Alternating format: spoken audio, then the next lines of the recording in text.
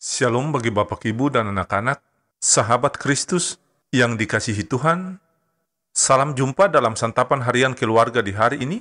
Bagi keluarga Kristen, dimanapun saudara berada, damai sejahtera Allah yang melampaui segala akal akan memelihara hati dan pikiranmu dalam Kristus Yesus.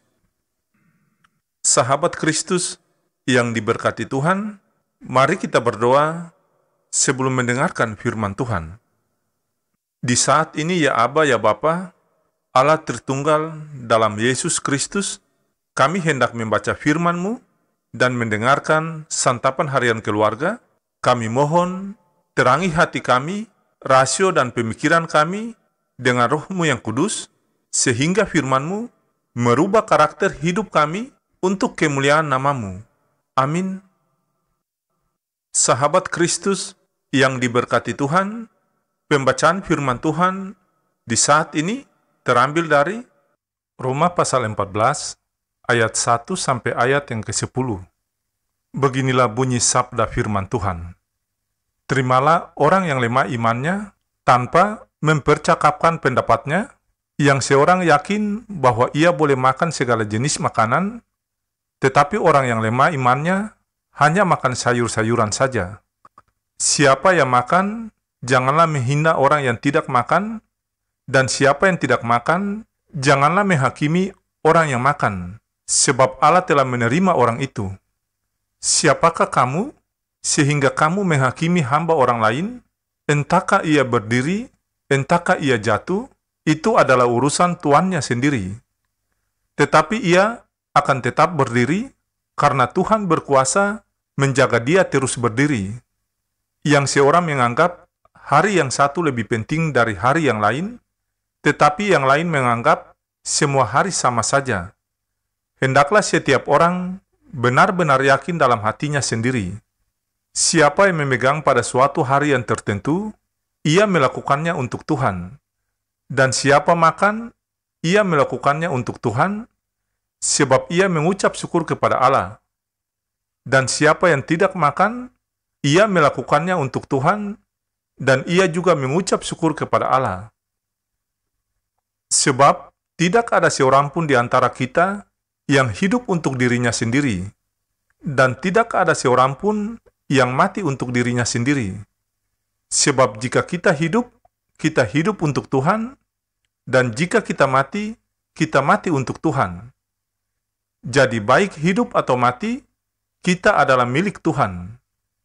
Sebab untuk itulah Kristus telah mati dan hidup kembali, supaya ia menjadi Tuhan baik atas orang-orang mati maupun atas orang-orang hidup. Tetapi engkau, mengapakah engkau menghakimi saudaramu? Atau mengapakah engkau menghina saudaramu? Sebab kita semua harus menghadap takhta pengadilan Allah. Demikianlah sabda firman Tuhan di saat ini.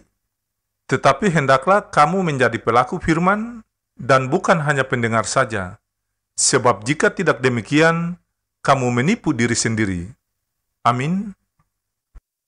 Bapak, Ibu, dan anak-anak, sahabat Kristus yang dikasihi dan diberkati Tuhan, salam jumpa dalam kasih Yesus, salam sehat selalu bagi sahabat Kristus yang terkasih. Santapan harian keluarga di hari ini berjudul, Jangan menghakimi jika tidak ingin dihakimi. Sahabat Kristus yang diberkati Tuhan, sepenggal kalimat yang ditulis oleh seorang penulis buku dari Indonesia, ia mengatakan kepada kita bahwa tidak ada seorang pun diperbolehkan untuk menghakimi orang lain, sebab kita sendiri bukanlah manusia sempurna yang tidak pernah melakukan kesalahan di dunia ini. Hal ini sejalan dengan pernyataan penyair dari Inggris yang menyebutkan, bersabarlah untuk menghakimi karena kita semua orang berdosa.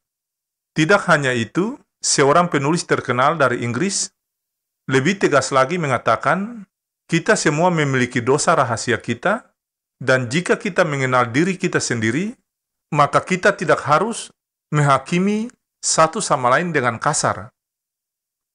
Pernyataan-pernyataan di atas setidaknya merupakan refleksi iman, refleksi dari ketiga penulis tersebut yang bersumber dari bacaan Roma 14 ayat 1 sampai 10.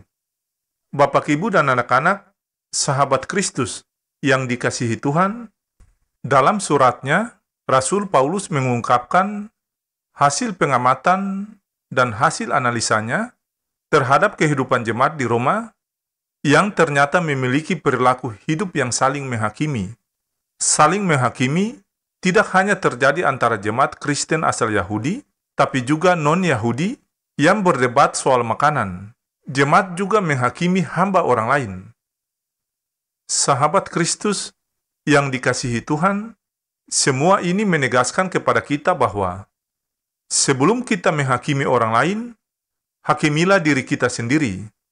Pertimbangkanlah apakah kita adalah orang yang tidak pernah melakukan kesalahan.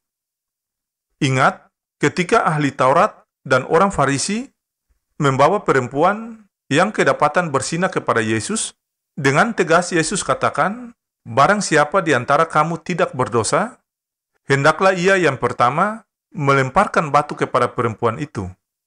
Karena itu, saudaraku yang terkasih dalam Tuhan, janganlah menjadi hakim atas orang lain, supaya orang lain juga tidak menjadi hakim atas kita.